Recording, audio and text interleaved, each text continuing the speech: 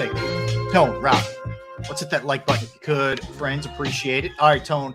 So a couple things to look at from an Eagles standpoint offensively. And, this plays into the Brian Johnson discussion that we were having a little bit earlier. So the Bucs are a team, despite having some really good defensive players, Vita Vea among them, but they have a lot of good defensive players, good linebacking crew, some talented guys for sure. They will tend to give up a big play. They've given up the sixth most big plays in football. That's 42 plays this season. They've given up of 25 yards or more. So that's sort of the parameter for a lot of teams is 25 or more in the air. So they've given up 42 of those this season. The Eagles give it up 37 by comparison. But the Eagles themselves, 0 pass plays. If you want to take it up a notch, 0 pass plays of 40 yards or more in the last 7 games. That's the first time that's happened in 29 years. Hasn't happened since 1995. So, yeah, I mean, it's really real quick. If you just step out of this for a minute, if you look at what's happened in the last 6 weeks on both sides of the ball, it's disastrous stuff. Like I mean, on so many levels. On defense, you can't stop the run. You can't get off the field on third down. You're giving up big plays. On offense, you can't get a big play.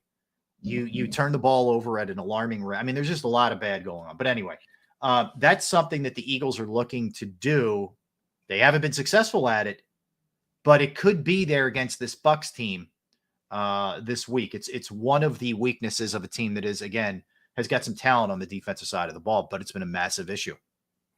That may be a weakness for the Buccaneers, but what was a strength for the Eagles have now become a weakness of theirs, right? Yep. Everything that they prided themselves on, everything that this coaching staff prided itself on, the explosive play on offense, right?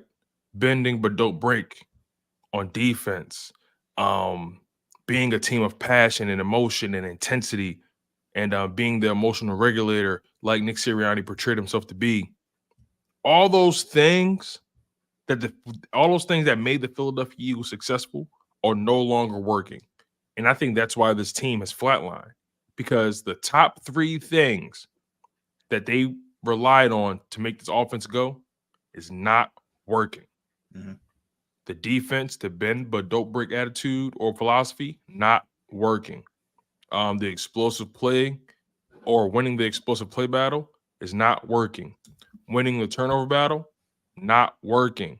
Those were the 3 core values that helped this defense get to helped this team get to exactly where it wanted to get to last year. Now, none of those things are working. And then now this team is a shell of themselves. And they haven't been able to establish an identity outside of the things I mentioned prior. That's on the coaching staff. That's on all parties involved. Everybody who's responsible for the way this offense is looking and responsible for how it's constructed. Everybody from top to bottom, it's been a failure all across the board. Yeah. And, if you drill down on it, why are we here? Like, how did we get here? Is it too much of hammering it into the head of Jalen that you got to do this, therefore he's forcing things? Not enough innovation and not enough accountability. Yeah. That's how I look at it. Yeah. Not enough innovation and not enough accountability. And that stems from coaching, that stems from the front office, that stems from the quarterback position as well. They're all linked and tied at the hip. Although Howie Roseman and the front office have their vision for how they want the team to win and how they want it to look, as a coaching staff, it's up to you to innovate and keep things fresh, keep things, to always stay ahead of the curve, right? Try to keep teams from getting on your heels. This team got fat off their success last year. The coaching staff in particular, they got fat from last year off their success, believing that they were just the greatest thing since sliced bread. And even back then in 2022, even when they were catching the league by storm, it was still a relatively simple offensive identity that they had. The RPO, it's college, it's simple in nature. Yep. But overall, they haven't been able to overcome the mental lapses, haven't been able to overcome teams catching up with them. In that regard, that's why we have what we have today. I think if I was looking at something that I put right up there that frustrates me the most about this team, it's an inability or an unwillingness to adapt. You know, I've heard repeatedly from Nick and even Brian Johnson. It's like we've done this last year and we had great success with it. And it's like, okay, that's great. This isn't last year. And you're not as good as you were last year, number one. The quarterback's not playing as well as he played last year. And teams have adjusted to you. And there hasn't been the adjustment made on the Eagles' end. And like that, frankly, Tone, that really pisses me off. It'd be one thing if I felt like you just didn't have the horses and you weren't able to do it. But the fact that you're not willing to change your ways and it's kind of like, hey, man, it worked last year. I could care less if it worked last year. That doesn't affect anything. Right. What's happening this year? That to me, like that's garbage to me. That kind of stuff. I agree 100%. Like it's one of those. It's getting fat off of your previous success. It's just getting comfortable. Yeah. You know what I'm saying? Yeah. I'm not rolling with that. You know, this team, y'all made it to a Super Bowl last year. Everybody was watching y'all on the biggest stage. Everybody's seeing you guys like, you know, wreak havoc, and you don't think the league was studying you all off season? Yeah. You know, it kind of sounds like we're beating a dead horse here, man. We've been talking about the same things for the past several weeks, and we've seen example after example after example that they are who they are. We saw it in the Cardinals game, saw it in the Giants game, saw it in the Seahawks game, saw it in all those games, really, that they lost. They have limitations. They have things that they can't afford. They can't get out of their own way.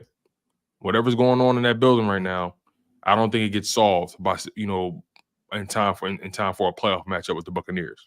Yeah, that's the thing. It's like we've been saying for weeks now, look in the mirror, change the way you're doing things, adjust, adapt. And I don't see it. It feels like every week it's the same thing.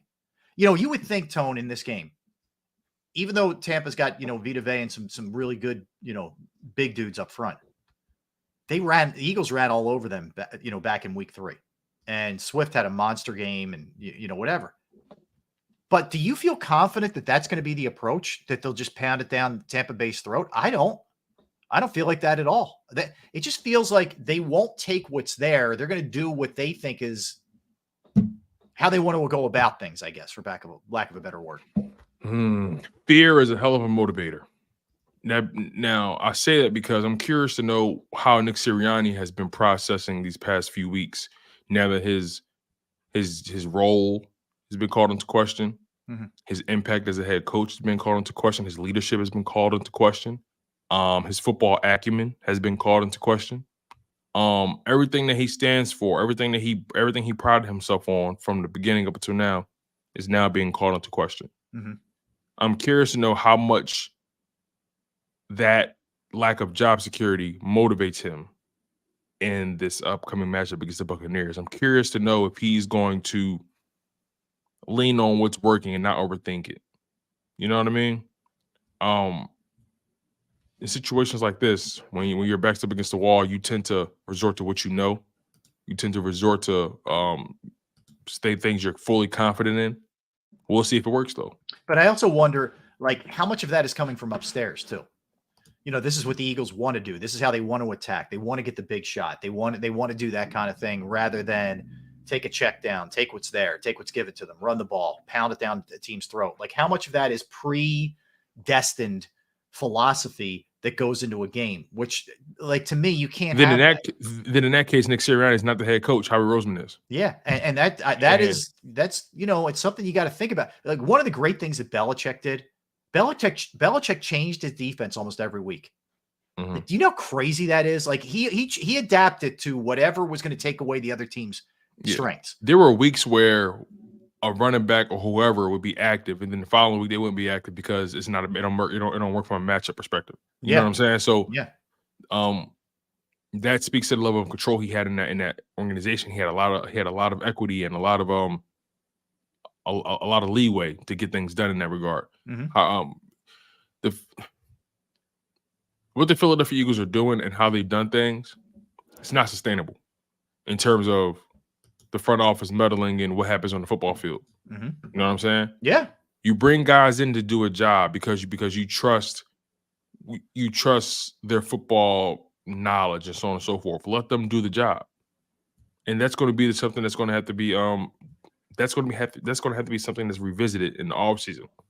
Is this front office, is the ownership group capable of looking in the mirror and saying, okay, we've been doing this thing all wrong, or maybe we need to pivot, or maybe we need to give a little, right? And I think whatever happens going forward, I think it's going to be Jeffrey Lurie inspired. And I think regardless of what happens, we're going to see a shift in the balance of powers. Yeah. I believe that. I believe there's going to be a shift in the balance of powers that's going to be demanded from Jeffrey Lurie. Howie Roseman has too much control over what happens on the football field. So you think he'll ask him to just dial it back a little bit, let his coaches have more say? Is your read?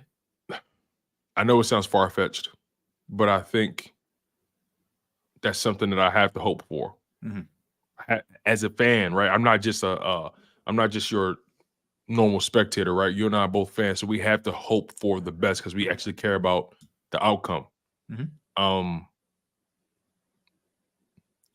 Jeffrey Lurie has shown that he can do it. He's shown the propensity to do it in the past, pivoting from Reed to Chip, from Chip to Doug to Nick. He's pivoted a lot, you know, in terms of what he's looking for in his head coach. He's shown the ability to do it. So I don't want to rob him of that opportunity now, especially when it's clear things need to change. Mm-hmm. Okay. All right. Fair enough. Interesting. So in 2022, Eagles had 45 plays of 25 yards or more. That was the third most in the NFL. This year they have, like I said, 37. Down 8 is a pretty big number. So again, I don't know that they'll keep force feeding this thing when it comes to Tampa Bay. They have Antoine Winfield. They have some players. Mm-hmm. Or they'll just do whatever it takes to win a playoff game, which should the objective should be. Levante David, Devin White. They got some guys. They got some dogs over there. Mm-hmm. So we'll see, man. This Eagles team is in for one. Look, I'm not looking for this defense to be world beaters, right? Yeah. I'm looking for them to at least be ranked top 20 in something. Yeah, agreed. Can you be top 20 in something? Well, I mean, here's the thing. If we're being real about this, and we all understand that the Eagles are playing really bad football, but they also were gifted something here. They got the worst team in the playoffs, in my estimation. I mean it. If you look at every team that's left, Browns are better, in my opinion. Texans are better. Dolphins are better. Chiefs are better. Steelers are better. Bills are better. Packers are better. And you could argue that one. Cowboys are better. Rams are better. Lions are better. And then it comes down to the Eagles and the Buccaneers. They have, in my opinion, the most favorable game. I know they're on the road. Right. I know they already beat them in the regular season. It's tough to beat teams twice. All that. I get it. But I think the way things sort of set up works out pretty well for them. But I would have thought the same thing the last 2 weeks. Here's the thing, right? This was a gift. Believe it or not. This was a gift. And this Eagles team, everything, like you said, you're getting healthier. You got potentially the worst team in your conference playing right now in the Buccaneers. Just go win the damn game. Mm-hmm. Like, let's not even overcomplicate this anymore. Win the damn game. That's it. Let's stop. If you want to show us and everybody that this isn't really who you are the last 6 weeks, great. You have that's a long time. Yeah, it's a month and a half. You have a golden opportunity now to say, hey, guess what? Whatever that was, it's over. It doesn't matter because this is all that counts now. Fine. Go out and do it, man. It's right there for you. Hey, let me update you on this too, because I think this is interesting. When the Eagles played the Bucs the last time around, Tone, they were missing. The Bucs were missing a lot of key players. Mm-hmm. They got Carlton Davis back for this game. They have Jamel Dean back for this game. They have Kalijah Kancey, who's very good. He's coming back for this game. My favorite guy, Yaya Diaby, So he will be playing as well. So you got my guy Yaya. So they have all those guys back in this game. They're definitely healthier, as the Eagles will be too, than they've been over the last, however many weeks. So they are getting some bodies back. And the Eagles have weaknesses that have been exposed over the past several weeks. The blitz in particular. Like, yeah. How am I supposed to believe that this coaching staff and the quarterback are going to be fully prepared for what's coming? That's the thing. I don't think they've prepared well for a very long time. I have total questions, Tone, across the board in the coaching staff now. I have total questions in the way it's schemed up by Nick. I have total questions about the way the game's called by Brian. Did you hear what Javon Hargrave said about the country club atmosphere? Yeah, basically it's kumbaya, and it's very laid back. He said, "The Niners, you working hard here." You know what I'm saying? He said it's just a different. And Hargrave isn't a hot take kind of guy. No, he wasn't doing it in a way to bury the Eagles, but he was saying when I got here, it was like, oh damn, it was different. It was I think he said we work every day, whereas there it's a lot more chill. And I'm like, and that couldn't have come out at a worse time. And again, Hargrave isn't a clickbait dude, so I don't look at him as a guy who's trying to make headlines. That's not his personality. Never has been. Even with the Pittsburgh Steelers, he's always been a low key dude, the gentle giant type. More anytime you hear him speak, you got to really listen in because he's soft spoken. Like he doesn't really talk loud, so it just speaks volumes. I agree. And here's where it's especially bad, Tone. It's on the heels of Brian Baldinger, Howard Eskin, who was the sideline reporter for the Eagles, both saying that Jordan Davis is blatantly out of shape. They're both DTs too. Howard went as far as to say that he's being fined every week because he's overweight.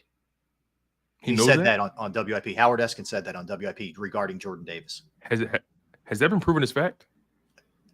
I'm just telling you what he's reporting. I'm just giving you what he said, and he's a sideline reporter for the team.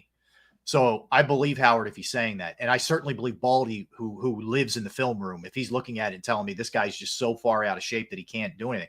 So I hear that, and then you hear Hargrave, right? And I put those two together. I'm like, dude, you really better examine what's going on there. Like I get it. I appreciate that you take care of the veterans who are pros. Here's what I mean by that. I have no doubt that Lane Johnson, Fletcher Cox, Brandon Graham, Jason Kelsey are going to do what they have to do to be in condition. You ever see those guys? You ever see those guys breathing hard and they can't play? I don't. Okay. So I don't worry about them, but maybe with all the breaks that you give these guys, some young cats don't understand what it's about to be in shape. How is a 33-year-old Fletcher Cox out enduring a 22, 23-year-old Jordan Davis? How? Well, I'll tell you how. One guy goes about his business the right way and the other guy doesn't. Fletcher Cox knows what it takes to be prepared. And that's the problem. When you give certain people rope, they take advantage of you. That's the issue. It's hard. That's why it's hard to do things under one umbrella because everybody's different. But the younger guys understand conditioning, or the older guys understand conditioning and what it takes to be ready. And some of the younger guys clearly don't. I pray to God Fletcher Cox comes back for one more year. I want one more year of Fletcher too. Just one more year. Just give me one more year. I need one more year with him. Keeping pressure on these dudes, Jordan Davis and Jalen Carter. I need one more year of him solidifying that this is how you be a pro. Just one more. Give me one more year with these young guys, man. I think they need one more year of an ass whooping from Fletcher Cox. They need one more year of embarrassment, letting them know that this old man is outrunning them. They need one more year of that. You know what I'm saying? And he can still play. He can still play. And he can still play. So I hope Fletcher Cox comes back on some kind of deal, man. I don't care what it is, man. Just get him back. The dude is still even if he becomes the rotational guy, I would love to have him back, man. But nonetheless, though, JD, he has to wear this 2 years in a row. People are talking about your conditioning. Yeah, 2 years in a row. And your rookie year, I'll give you more of a pass. But you went through it last year. You know what it took to be ready, and you weren't ready again this year. All the way to a Super Bowl. All the way to a Super Bowl. So you know what it takes at the highest. You know what it takes from a motor standpoint, from an endurance thing. You know. Yeah, and he's not a rookie again, man. Yeah, and the other part too is I just wonder when you have somebody who's he's like, what is, I mean, I'm being kind here. What would you say? He's 350 ish. I think he's flirting with 340, 350, Okay. something like that. So he may be more than that if he's getting fined for weigh-ins. Right, But right. This is only what was being recorded. Right now, okay. So right now, I don't know how updated this is, but I see 336. okay, so whatever he is. My point is, 6'6", 336. I just worry about a dude that big is just going to be able to stay, stay in condition, man, and stay at the right weight. I've talked about this before. Charles Barkley had a great line. He was talking about when he got into the NBA, and he came to a Sixers team that had Julius Erving and Moses Malone and Andrew Toney and like studs, Hall of Famers, like literally Hall of Famers. And he was an unbelievable talent, but he wasn't in shape. And Moses Malone grabbed him and said, "Listen, you got a lot of talent." He said, "You're fat and out of shape. If you want to be great, you got to get in shape, or you're just going to be a guy in this league." And Barkley listened to him and got in great shape and became a Hall of Famer. So I hope, and I'm not saying somebody hasn't done this, they may have, but I'm hoping someone can have that conversation with him and say, "Dude, you got too much talent and we need you too bad for this to be a thing. You got to get it together. You owe it to us. Not only do you owe it yourself, you owe it to us too. Get your act together." Yeah, Jordan Davis is listen to this, right? But Lane Johnson, he's a right tackle, and Lane Johnson currently weighs, let me make sure I got this right, because it's hard for him to keep this weight on. That's why I say it.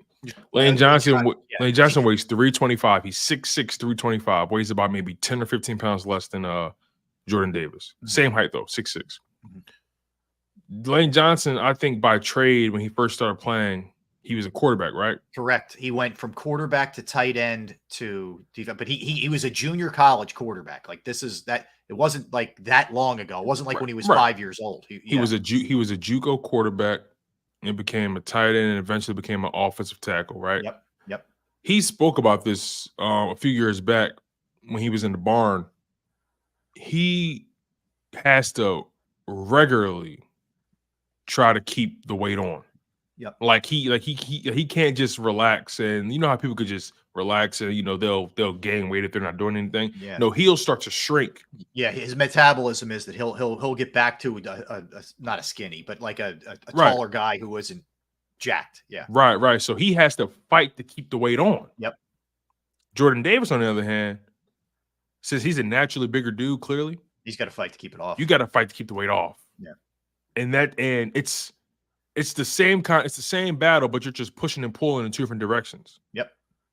I think Jordan Davis needs to get with Lane Johnson, because Lane Johnson works hard to keep it on. He stays in the barn. Yep. JD, you work with Lane Johnson, you'll definitely keep the weight off. They get it in the barn. No, I promise you that right now. Oh, Hurts works out with him in the barn. Yeah, Baldy works out with Lane in the offseason in the barn sometimes. Yep. You know what I'm saying? Landon, Cam, Jurgen. So, like, listen, man, JD has a promising future ahead of him if he can stay in shape. No one questions the talent. No one questions his ability. He's shown an ability to get to the quarterback. When he was hot earlier in the season, he showed an ability to get to the quarterback, showed an ability to get off the block easily. Hawking down Josh Allen. I think that was the last we saw of Jalen Carter. Yeah. That was the last, right? I agree. You're right. That was it. He popped the gasket when he chased down Josh Allen. Whatever we thought he had left, it was all exhausted in that play. We'll never see that Jordan Davis again for the rest of the year. I'll tell you that right now. That's funny, man. That's funny. All right, let's hit it. Let's come back. Let's give out some grades. We will grade. We'll walk through the offense, the defense, coaching, front office as well. Everybody, will get a grade here. So we'll do that when we come back. Don't go anywhere. Tone DeShields, Rob Ellis hanging with you on this Thursday. We are Sports Take. I want to tell you about Jim Murray and Principal Financial Group, because knowing who to trust with your finances, it's tough, right? It's tough. If you've been down the road of trying people who really didn't have your best interest at heart, then you know exactly what I'm talking about. And I found the right person in Jim Murray and Principal Financial Group. Whether it's retirement planning, 401k review, insurance review, you might have a small business, you need help with your employee benefits, that's another resource that Jim can help you with. I personally have entrusted IRAs, 401k rollovers with Jim, and it's the best thing that I ever did. And you will be happy as well. Trust me when I tell you that. Give him a call, 610-996-4751, 610-996-4751. You can also email him as well, Murray, Murray.Jim@principal.com. That's Murray.